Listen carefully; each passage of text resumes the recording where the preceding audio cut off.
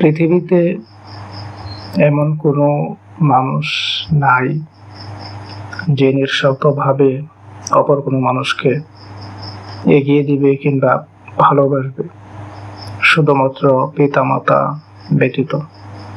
পৃথিবীর একমাত্র মানুষ পিতা, যিনি তার সন্তানকে তার চেয়ে উপরে দেখতেছেন, অর্থাৎ তার নিজেকেও তার সন্তান যেন ছাড়িয়ে যায়, তিনি সেই অবস্থানে তার সন্তানকে দেখতে চান, যেটা পৃথিবীর কোনো মানুষ আপনাকে যতই পছন্দ করুক চাইবে না, শুধুমাত্র আপনার পিতা ব্যতীত।